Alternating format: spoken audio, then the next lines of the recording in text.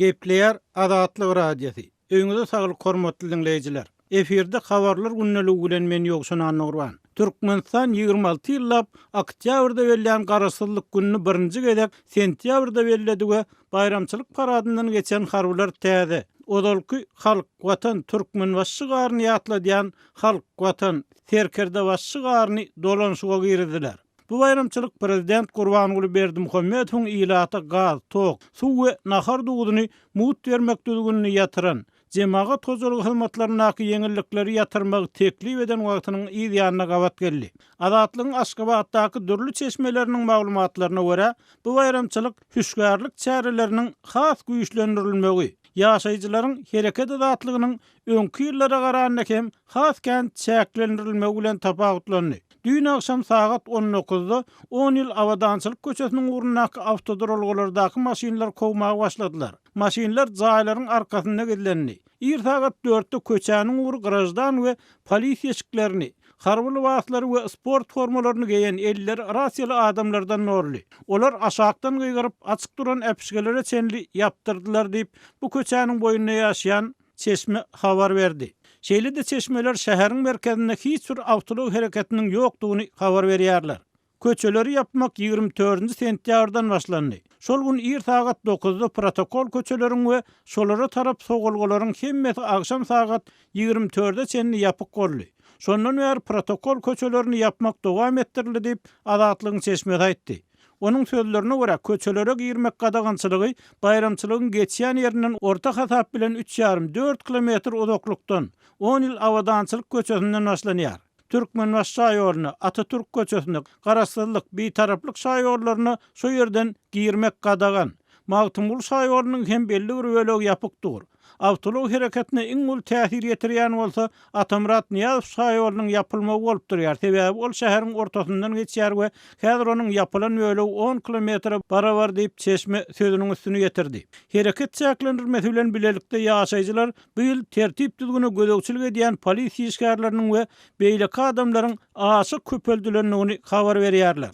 Polisiýa degişli maşinler beýle köp durýdym. Emma häzir köçeler polisiýanyň dürli gulluklarına degişli maşinlan, polisiýa işgärlerinden doly. Olar protokol köçelerden esli uzaklykda, bayramçylyk dawralarynyň geçýän ýerinden 4-5 kilometr aralykda jaýlaryň arasynda goýulan maşinlar hem çykaryp koýýarlar diýip Parahat etrapçysynyň ýaşaýjysy Azatlyk radiosynyň habarçysyna gurrun berdi. Şeýle-de ýaşaýjylar protokol köçeleriniň goýundaky adamlaryň şu gün ir saat 7-8-den saat 10-a çenli öýlerinden çykarylmagyny, hatda olaryň çagalary bilen daş işige çykyp oturmaklaryna hem ruhsat berilmeýändigini habar berýärler. Adamlara diňe döwlet tribunasy diýilýän ýerdäki dawara başlanandan soň öýlerinden çykmagy ruhsat berdiler. Şoňa çenli gapylaryň agydy polisiýa eşiginde, harby gullukçylaryň eşiginde adamlar tarapyndan berk garagullanyny diýip Aşgabatly ýaşaýjy aýtdy. Garaşsyzlyk bayram sebäpli girilen hereket çäklendirmeleri vilayetlerden gelýän maşinli adamlaryň hem ýoluny kynlaşdyrdy. Olaryň 10 gün bäri maşinlarynyň rengi ak hemde gowy ýuglan bolan ýagdaýyna paýtagtyň 10-15 kilometr golayna gelip bilýär. Şondan aňryk geçirilmeýär diýip çeşmeler habar berýär. Şeýle-de ýaşaýjylar bu bayramçylyk dawarasynyň öňkülerden uzak dowam edenligini, hereket çäklendirmesiniň bolsa esas dawaralar soglandan soň hem köpçüliklerin gedelenişler diýilýän sebäpli dowam ettiriljekdigini habar berdiler. Türkmenistanyň garaşsyzlyk güni mundan öň 27 oktýabrda bellenilýärdi. Sebäbi Türkmenistan 1924-nji ýylda özüniň özbaşdyk döwletdigi hakyna jarnama kabul etdi we şol ýylyň 27 oktýabryna Sowet hökümeti tarapyndan respublika hökmüne ikrar edildi. Türkmenistanyň garaşsyzlyk bayramçylygyny bellemek senesi geçen ýyl üýtgedildi we munyň sebäbi düşündirilmedi. Türkmenistan'dan Azatlyk radiosynyň azathabar.com web saýtyna Sayfon 3 proxy ulgama arkaly howpsuz ýagdaýda girip bilersiňiz. Sayfon 3 siziň internetdäki şahsiýetiňiziň gizlinligini ýokary derejede üçinetýär. Türkmenistan'dan her günde Sayfon 3 arkaly 1,5 milyon gezek peýdalanylyp petiklenen saýtlary girilýär. Sayfon 3 dowamly özgörýär. Şonuň üçin ony her 2 hepdeden täzeläp durmagy unutmaň. Azatlyk radiosyny Sayfon 3 bilen howpsuz ýagdaýda ýazarlar. Gepleýär Azatlyk Radiosu. Eferde maksat Ataýew bilen habarlar gündeligi. Türkmenistanda şahsiýet parazlyk dawaralanýar.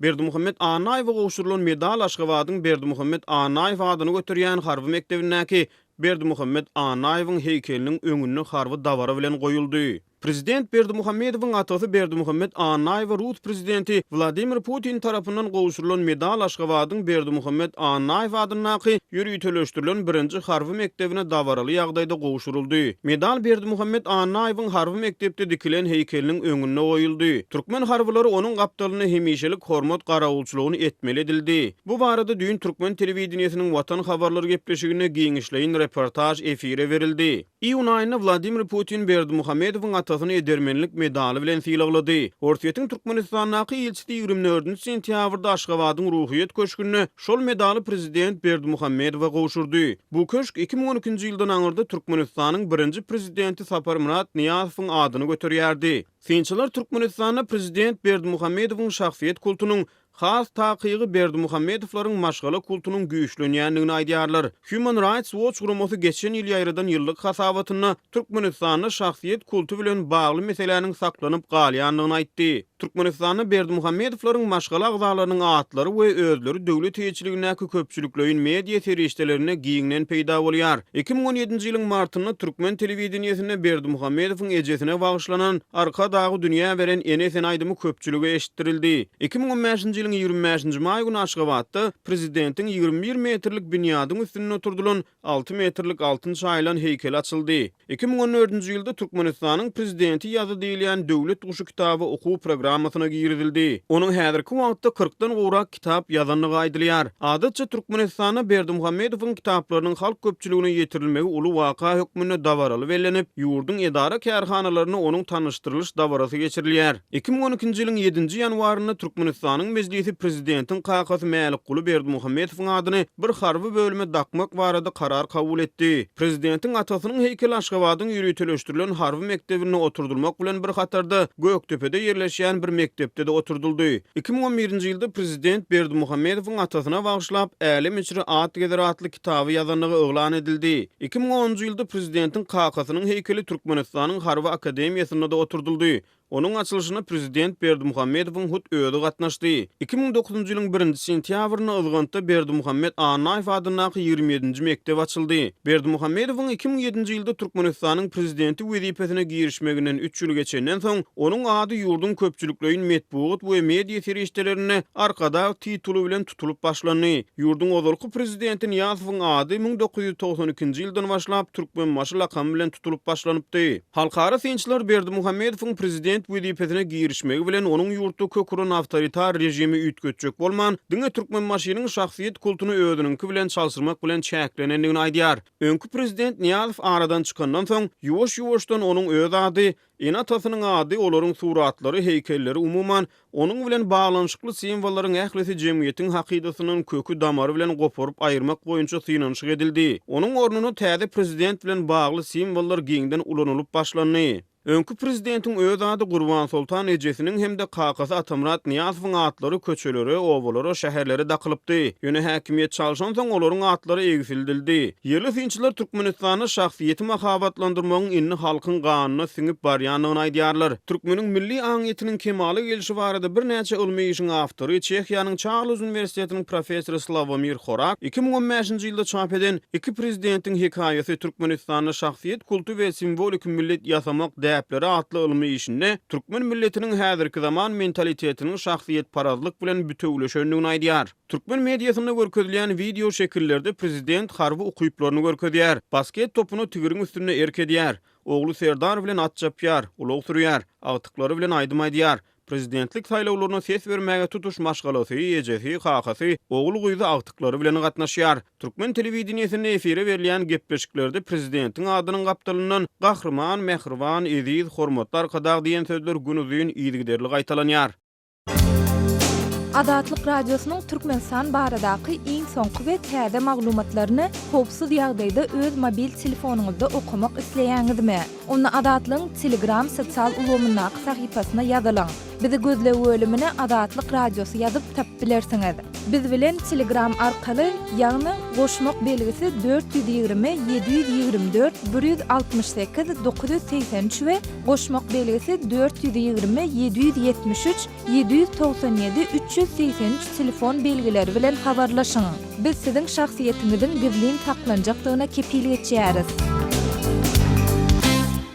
Gepleýär Adatlyk Radiosu. Habarlar günneligi gepleşigimiz dinleýärsiňiz. Siziň bilen efirde men Döwlet Baýhan. Türkmen ýük ulugy sürüjüleri ýurtdaky parahoorluň özlerini berge batyranlygyny aýdýar. Daşary ýurtlara ýük atlayan käbir sürüjüleriň Türkmenistanyň gümrüğünden çykanyňda we gireňde berilmeli paralardan başlap ýorla ýyzy we ýaşaýan ýeriňdäki organ işgärlerine berýän para peşkeşleri sebäpli berge batyp çykgynsyz ýagdaýa düşenligi habar berilýär. Adatlyk Radiosyna öz iş hem durmuş şertlerini gurrun beren Lewap welaýatynyň Saýat etramynyň Lewap Taýhan birleşiginiň Kutçulu owasynda ýaşaýan GT atly ýük ulugy sürüjüsi mejbur edilýän para peşkeşleri sebäpli keniden bergelerini üzüp bilmeýänliginden nalaýar. Ol ýurtda ykdysady ýagdaýyň ýaramazlaşmagy bilen inne halkara ýüke atlayan uluglaryň sürüjülerinden sorulýan paralaryň mukdarynyň hem ýokarlananyny öňe sürýär. Onuň aýtmagyna görä dokumentleriň düzügi we arasy işleýänem bolsaň hökman para bermeli. Bolmasa ýurtda işlemek mümkinler. Daşary ýurda adat ýükleri äkitmeň bahasy 2500-3000 Amerikan dollary töwereginde. Meselem, paýty üplü ýaly gymmat bahaly ýükleriň bir tarapynyň bahasy bolsa 3500-4000 dollara baryp ýetýär. Sürüjüler 1600 dollaryny Türkmenistanyň gümrükden girip çykanyna para hökmünde beräýmeli.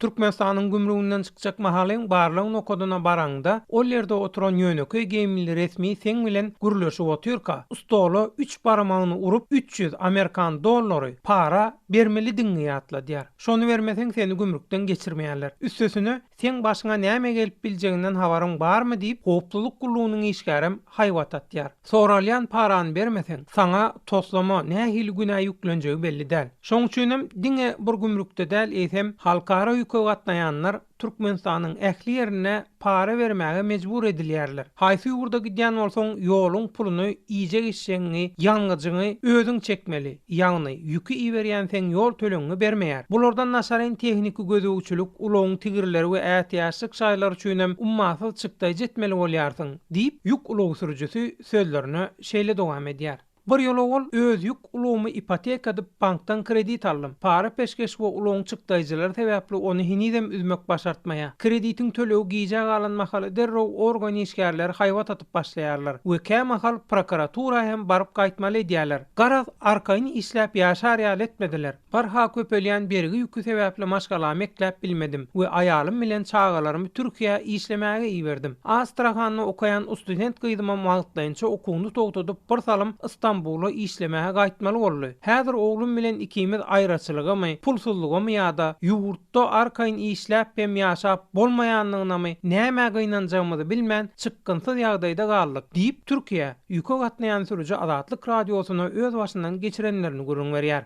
Adatlyk Radiosu bilen bu temada gurrundaş bolan ýygyderli ýagdaýda Aşgabatda ýüke gatnaýan türk sürüjülerinden Murat hem Türkmenistanyň diňe ýerli ýük ulugy sürüjüleriniň däl eýsem daşary ýurtlarynda duş gelýän problemalarynyň başyny parahoorlugyň çekýänligini ýytady. Olam Türkmenistanyň gümrükde başlaýan parahoorlugyň ýol polisiýasy bilen bilelikde ähli edarada dowam edip gidýänligini aýtdy. Ýatlasak Türkmenistan şu aýyň başynda Türkmen Eýran we Türkmen Özbek serhetlerine Täjikistana tranzit barýan onlarça ýük ulugyny gümrükde saklap göýbermedi. 2 sentýabrda Täjikistanyň ýük uluglarynyň sürüjüleri özleriniň bir hepdeden köp wagt bäri Türkmen Eýran serhetinden geçip bilmän duranyny habar berdiler. Täjikistanyň transport ministrliginiň çeşmäniň 11 sentýabrda Adatlyk Radiosynyň Täjik gullugyna aýtmagyna görä Türkmenistanyň serhetinde şeýle-de Türkiýanyň Özbegistanyň we beýleki ýurtlaryň awto uluglarynyň garaşyp duranyny habar berilipdir. Sözü jemlesek ýük ulugy sürüjüleriniň problemalary barada Türkmenistanyň hökümetiň gözegçiligindäki metbuat hiç ýyly söz açmaýar. We şol wagtyň özünde degişli resmilerden maglumat almak ýa-da olaryň garaýşyny öwrenmegem Adatlyk Radiosyna başartmaýar.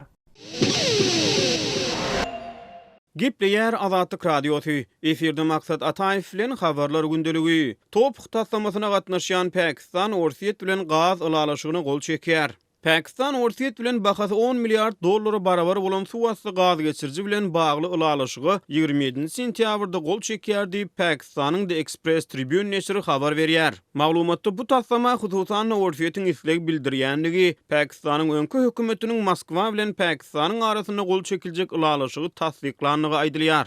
Türkmenistan Pakistany hem öz üçin alýan Türkmenistan, Awganistan, Pakistan, Hindistan gaz geçirjisiniň guruluşynyň dowam edýändigini aýdyp gelýär. Ýöne halkara energiýa bilermenleri Awganistanyň howpsuzlyk ýagdaýlary sebäpli hemde Türkmenistanyň dowam edýän ykdysady gowuşgunçyzlyk sebäpli bu taslama şüpheli çemeleşýär. Pakistan ortiýet bilen aradaky taslamany durmuşa geçirmek işini ýurdun Interstate Gas Systems kompaniýasyna tapşyrdy. Pakistanyň wekiliýeti bahasy milliardlarça dollara barabar ylalaşyga gol çekmek üçin şu gün çarşanba güni Moskwa ugrarlar diýip The Express Tribune ýazýar. Ma'lum bolşýaly Pakistanyň Interstate Gas Systems kompaniýasy topuk taslamasyna da gatnaşyjy tarap bolup çykyş edýär. Ortiýet bilen Pakistanyň arasynda gol çekiljek ylalaşygyň esasyny Ortiýetiň Gazprom kompaniýasy Irandan Pakistanyň Gwadar portuna çenli çekilmeli gaz geçirjiginiň guruluşyna maýa goýýar. Ol ýerden agdalýan gaz geçirji arkaly Pakistana we Hindistana gaz satylar. Ýagdasak iki ýurdun arasynda gol çekilýän ylalaşyk barada ilki şu ýylyň iýun aýynda Pakistanyň medpugatynda habarlar peýda bolupdy. Şonda Azatlyk Radiosy energiýa meseleleri boýunça ekspert Bruce Panier bilen bu taslamanyň gurrungyny edenni ol bu proýektiň Pakistan üçin hasy özüne çekijidigini tapdy. Bu proýekt topugyň özüne çekijiligini azaldyr. Elbette Türkmen häkimiýetleri topukdan el çekmediler diýip Panier ortiýetiň Pakistany edýän gaz teklibi bilen bagly garaýşlaryny beýan etdi. Ekspertiň sözlerine görä gurrun edilýän täze taslama arkaly aslynda Iranyň gazy Pakistana satylar. Ýöne ortiýet onuň özleşdirilmegine we ýerlenmegine maýa goýar. Bu taslama arkaly aslynda Pakistana ortiýetiň gazy satylmaýar. Ortiýetiň Iran bilen onuň gaz känlerini özleşdirmek boýunça şertnamalary bar. Şol gazdan Iranyň gazyndan gelýän girdejilerde ortiýetiň paýy bar diýip Panier belledi. Tehnik taýdan alanyny bu geçirjiden Iranyň gazy akar. Ýöne onuň iýeçiligine ortiýetiň paýy bar. Sebäbi ortiýet bu taslamanyň durmuşa geçirilmegine maýa goýýar diýip ekspert sözüniň üstüne ýetirdi. Ortiýetiň Neftgaz Nokotru neşri döwlet iýeçiligindäki Gazprom kompaniýasynyň Iranyň Farzat A, Farzat B, North Pars hemde Kiş gaz ýataklaryny özleşdirmek boýunça proýektleri eser edýänligini, bu gaz känleriniň Hindistana gaz satmak boýunça geljeginiň bardygyny aýdyp 20-nji iýulny maglumat ýaýradypdy. Türkmenistan, Awganistan, Pakistan, Hindistan transmilli taslamasy barada aýdylyny, bu proýektiň türkmen böleginiň guruluşyny 2015-nji ýylyň dekabr aýynda taraplaryň ýokary derejeli resmiýetleriniň gatnaşmagyna badalygy berildi. Türkmenistanyň döwlet medpugatynyň habarlaryna görä, bu gaz geçirjiginiň 2019-njy ýylyň dekabr aýyna ulanmagy berilmegi gödöňünde tutulýar. Ýöne başyndan bäri bu taslama bilen bagly soraklaryň iýi üzülmeýär. Ha soňky maglumatlarda meselem Hindistanyň medpugatyny awgustyň aýagyna çap edilen habarlarda New Delhi'niň topukdan aktyryljak gazyň bahasyna täzeden seredilmegini isleýänligi, Pakistanyň medpugatyny bolsa ýurdun täze saýlanan premier ministriniň topuk bilen bir hatarda Iran bilen has hem ysnyşykly energiýa gatnaşyklaryny ýola goýmak isleýänligi barada habarlar ýaýrady. Maglumat üçin aýdylsa aprel aýynda Iranly resmiýetler türkmen gazyny swap, ýagny alış-çalış esasynda Iranyň üstünden Pakistana aktyrmagy isleg bildirýänligini Türkmenistany teklip edenligini aýan etdiler. Gepleýär Azatlyk Radiosu habarlar günneligimizi halkara temasy bilen dowam etdirýär. Energiýa sekretary Rick Perry Birleşen Ştatlaryň hökümetiniň Iranyň neft puwdugyny nyşana alan sanksiýalaryň noýabrda güýje girjek wagtyny bahalaryň asmana galmagynyň öňüni almak üçin öz ägir döli neft tätiýaşlyklaryndan neft goýbermegiň pikirini etmeýänligini aýdýar. Abaşanyň strategik neft tätiýaşlyklary dünýäde hökümet tarapyndan toplanan iň kän meçhurdäki neft tätiýaşlygy bolup, ondan neft goýberilmegi narhlara diňe ujuýpsyz we az wagt täsir ýetirer diýip Perry 26 sentýabrda jurnalistlere aýtdy. Neft ekspertler Prezident Donald Trump'ın administrasiýasynyň ýokarlanýan bahalary haýallatmak üçin hususan 6-njy noýabrda geçiriljek Kongres saýlawlarynyň öň neft tätiýaşlyklaryny ulanmak ähtimallygy barada aýlap gurrun etdiler. Ma'lum bolýar, noýabrdaky saýlawlar Trump'ın Respublikan partiýasynyň Kongresdäki kontrollugy ýerine alyp almajagyny kesgitlemeli. Neft bahalary maýda Trump özüniň 2015-nji ýylda Iran bilen baglaşylan ýadyr alalaşygyndan çekilýänligini we Irana garşy girilen ykdysady sanksiýalary dikeltjekdigini eglan edenden soň ýokarlandy. Brent markaly newtiň bahasy şu hepde Londonyny $82,5 çenli ýokary garly. Bu 2004-nji ýyldan bäri iň ýokary baha bolup, belli bir derejede Abaşanyň Irana garşy sanksiýalarynyň dikeldilmegi sebäpli dören aradalar bilen bagly. Newt bahalarynyň ýokarlanmagy Trump we onuň Kongressdäki Respublikan eginleşler üçin syýasy töwekküllik döredýär. Çünki olar Amerikan saýlawçylary bilen ýüzbeýiz bolýarlar we ses berjileriň käbiri transport harajatlarynyň artmagyna gahar edýär. Abaşanyň Texas we Louisiana ştatlaryny yer astyndaky ambarlarda saklanýan neft ätiýaşlygy häzir 660 milyon barrele barabar. Bu nevde ätiýaşlygy esasan adatdan naşar ykdysady ýagdaýlar üçin saklanylýar. Emma Abaşanyň kanunçylygy aslynda adatdan naşar ýagdaý bolmasa-da hökümet bu ätiýaşlykdan bir näçe hepdäniň dowamyny 30 milyon barrele çenli ýa-da bolmasa Birleşen Ştatlaryň 36 sagat dolanýan neftiniň möçberini neft satyp bilýär. Per 5 noýabrda Iranyň neft pudawyna garşy girilen sanksiýalar güýje girenini bahalaryň gysga wagtlyk ýokarlanyp biljekdigini, emma özüniň dünýä neft bütünçiliginiň ýetip gelýän sanksiýalar kabul edip biljeginden arkaýynlygyny aýtdy. Sanksiýalar güýje girenini biziň boşluklary doldurmak üçin kär mümkinçiliklerimiz hem bar diýip ol sözüniň üstüne ýetirdi we bazaryň eýýam uýgunlaşanlygyny bellädi. Boğulun İran eksportunun orunu doldurup bilecek yurtların biri hem Irak olup durýar diýip Perry aýtdy. Onun hesaplamalarına göre egerde Bagdad Irak'ın Kürt Awtonom Regionunun geçiriz arkaly demir gazygy neft aktarylmagyna ygtyar berse, bazara goşmaça günne 300.000 barrel neft gelip bilerdi. Şeýle dol Saud Arabistany bilen Kuweytiň bir tarap zonadaky neft ýataklaryndan eger olar munyň ulanylmagyna razy bolsa, bazara günne goşmaça 300.000 barrel neftin gelip biljekdigini aýtdy. Ortaýetli we neft eksport edýän ýurtlaryň guramasyna girýän neft önürjiler hep dahyryna duşdylar. Emma Trump'yň gaýta-gaýta neft önümçiligini artdyrmaga çagyrmagyna garamazdan neft çykarmagyň gysgaly artdyrylmagyny gollamadylar.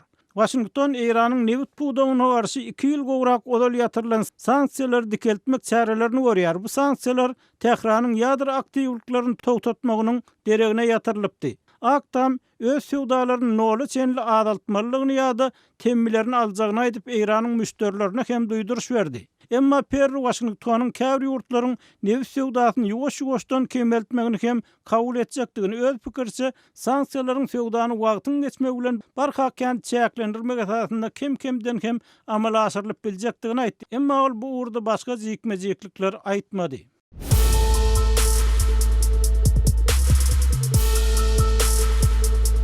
Öz sevitiňizde bolýan wakalar barada adatlyga maglumat bermek isleseňiz, biziň Facebook hasabymyza ýazyň. Bizi gözlep bölümine Adatlyk Radiosu ýazyp tap bilersiňiz. Siz suratlaryňyzy we videolaryňyzy hem ýollap bilersiňiz. Adatlyk siziň şahsiýetiniňizi gizlinlikde saklar. Siz bolan wakalar barada maglumat beriň, biz hem habar bereriz. Gepler Adatlyk Radiosu. Efirde habarlar gündeligi bilen ben Şaýmardan Gulam Radio kabuldan. Demirgazyk Awganystanyň Jowzjan welaýatynyň 10 etrapy bar. Welaýatyň etraplarynyň obalarynyň hemmesinde jeňçileriň gerleşendigini resmiler aýdýarlar. Faýdabad atly etrapyň 8 obasy jeňçileriň iýeçiligine geçipdir. Etrapyň diňe Gögeldaş atly obasynda RBK atly ýerli ýaraglar hereket edýär.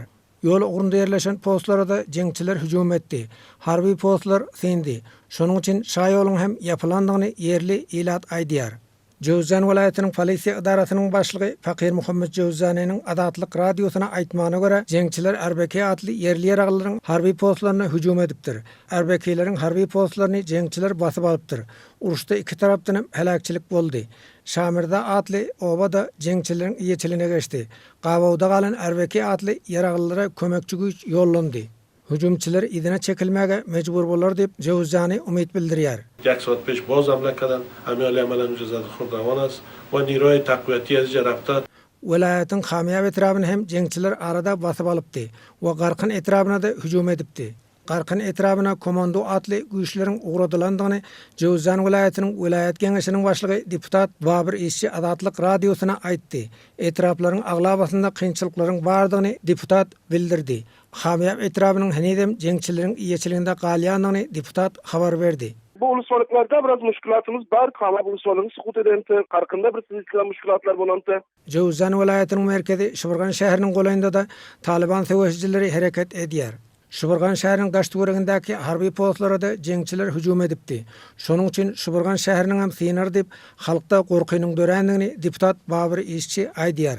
Ýöne häzir ýagdaý birnäme gowlaşypdyr. Şuburgan şäherinde häzirlikçe ýagdaý kadaly dip deputat Babyr İşçi belledi. Şäher merkezi ýaxşy, şäher merkezinde bir kynçylygymyz ýok burada. Medim aram, medim teşwişi bardy o zaman bir Etraplaryň obalaryň barysynda Talibanlaryň yerleşendigini hem deputat Babyr İşçi tasdiklady. Obalarda harby operasiýalaryň geçirilmeginiň kyndygyny deputat Babyr İşçi öňe sürdi. Bolsuwalyklaryň harýajatlary köpüsi Talibanyň elinde. Jowzan welaýatynyň 3 etraby Türkmenistan bilen çäkleşýär. Hamýab etraby 3 hepde bäri jeňçileriň iýeçiliginde galýar. Garkyn we Hamýab etraplarynda giňgerimli harby operasiýanyň geçiriljekdigini Hamýab etrabynyň häkimi engineer Ahmet Gürüň berdi. İnşallah tezlikde Garkyn Hamýaby saklamak üçin amaliyat wesi plana alynan. Hamýab we Garkyn etraplary Taliban hujudundan inşallah pak bolar. Hormatly dinleýijiler, şunuň bilen habarlar günneligi gepleşigimizi geçirip utarýar. Saatlary kesmeden soň programmamyzy gaýtadan ýazgyda dinläp bilersiňiz.